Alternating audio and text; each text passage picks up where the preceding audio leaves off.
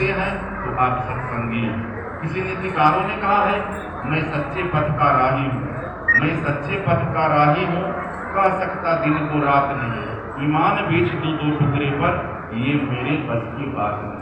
लेकिन हम लोग विचार कीजिए, अपने आप को चंद सिक्कों के कारण, चंद रुपयों के कारण, चंद मान सम्मान के कारण अपना ईमान को बेच देते हैं, अपने जमीन को बेच देते हैं, अपने धर्म को बेच देते हैं। तो विचार कीजिए हम लोग कैसे सत्संगी हैं।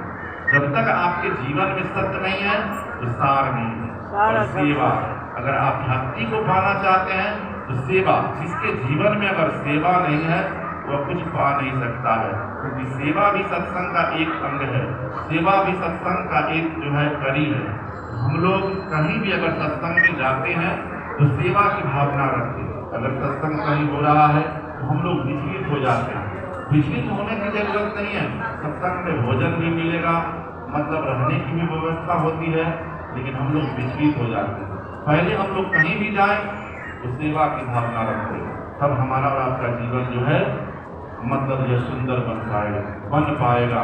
किसी नीतिकारों ने कहा है, जो हमारा अपने जीवन को बदलना चाहते हैं तो सदगुरु कबीर साहब की विचारों को अपने जीवन में उतारना पड़ेगा। किसी नीतिकारों ने कहा है, मैदान में मारे उसी को मील कहते हैं, मैदान में मारे उसी को मील कहते हैं, दिल को छू जाए उसी को तीर कहते हैं, पराई पीर को हर ले उसी को पीर कहते हैं।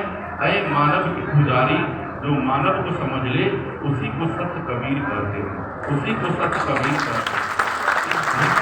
हमारा हकीकत में कबीर पंथी है तो देवी देवता अंधविश्वास के पीछे जो हम लोग पड़े हुए हैं, इसको छोड़ करके हम लोग मानव की सेवा करें, मानव की पूजा करें।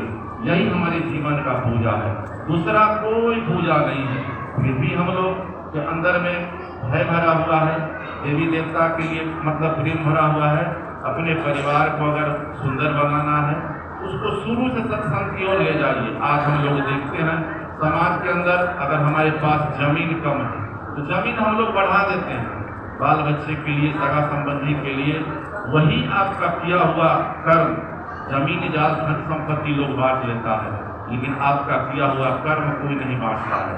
आपका जो है, अगर आप कबीरपंथी हैं तो आपके घर में पुस्तक रखा हुआ है, कोई ज्ञान की चीजें रखी हुई है, उसको बंटवारा नहीं करता है। यह हम लोग में कमी है।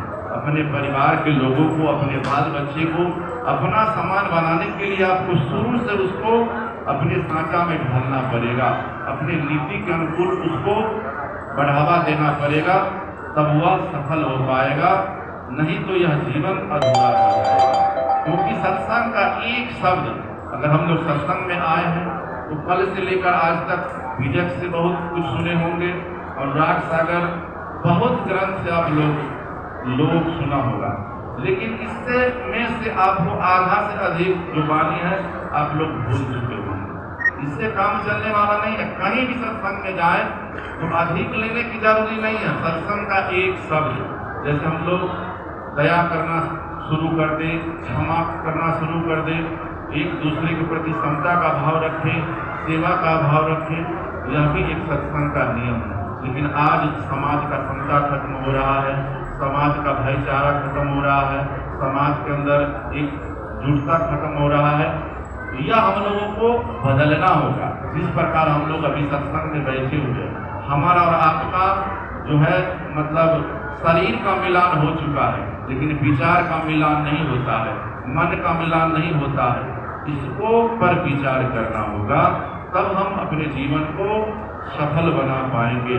फिर साहब ने इशारा किया है, शब्द उपदेश सबन को कहतु है, शब्द उपदेश सबन को कहतु है, समझी कर अपना सुख लीजिए, राग और द्वेष ईर्ष्या छोड़ी के अपना जीव का भला कीजिए। आए नित्य सत्संग में कुबुद्धि दूर करी, सुबुद्धि मनमा ही धारो, कहीं कभी यह शब्द निर्दोष है, अपना जीव का कार्य सारो। अगर यह सत्संग में आए हैं, अगर इस सत्संग को अगर हम और आप समझ लिए, इस सत्संग को अगर बूझ लिए, तो हमारा जीवन सुखी हो जाएगा, हमारा परिवार सुखी हो जाएगा, हमारा समाज सुखी हो जाएगा।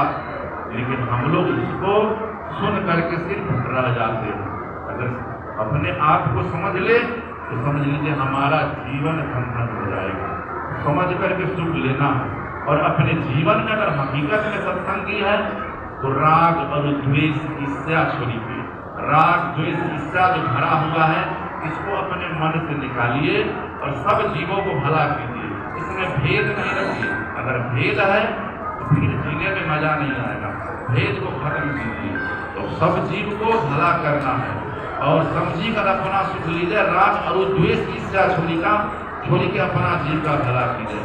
आए नित्य सत्संग में, एक दिन के सत्संग से अगर आप सत्संगी हो जाए ऐसी बात नहीं है। सत्संग आप जिस घर में है, जिस परिवार में है, सत्संग हम लोगों को रोज करना चाहिए। अगर रोज सत्संग करेंगे तो रोज रोज के सत्संग से हम लोग एक दिन ज्ञानी बन सकते हैं।